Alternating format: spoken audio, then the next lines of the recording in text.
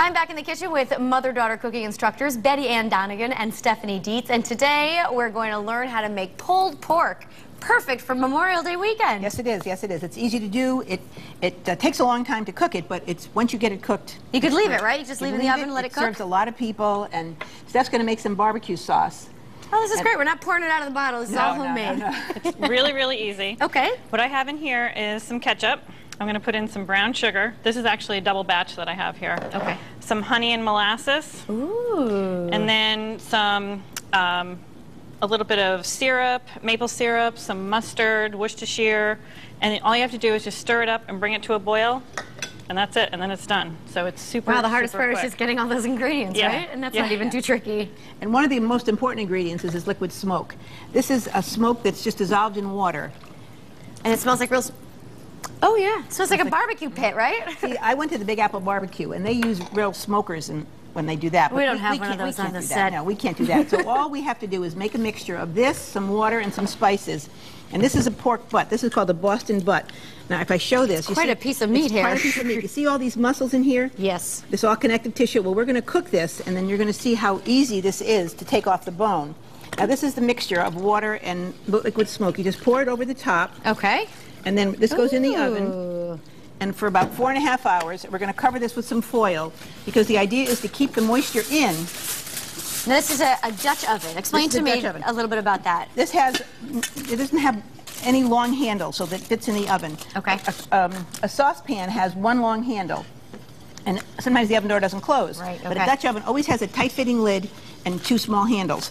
And that's what you need for something like this, because you need to keep the moisture in the pan. Okay, and that's why you covered it with an extra layer too, right? Just in case the foil isn't tight fitting. But so this makes sure that this stays inside. All right. Now Steph's mixing up that, and that's got to come to a boil.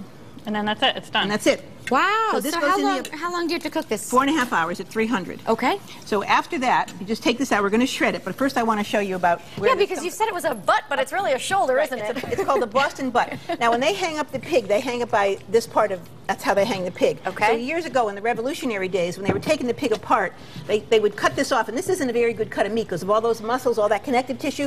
Okay. So it's tough.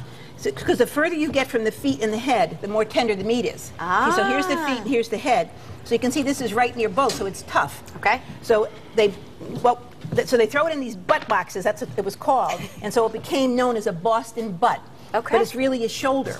You see, the term high on the hog, when they hang up these pigs, and they cut this stuff off, and this they consider junk, then the higher you go up, the better it is, the better eating it is. Oh, and that's where that term high on the hog came from. Ah, I understand. So anyway, this is a flavorful cut of meat, but it's a tough cut of meat. Maybe a little fatty too, or no? Oh, very fatty. This is about 35-65, 35% fat and 65% lean. Okay. And but the fat isn't marbled a lot, so we can take the fat off. Got it. So you can see this is. Oh my goodness, it's done already. It's done already.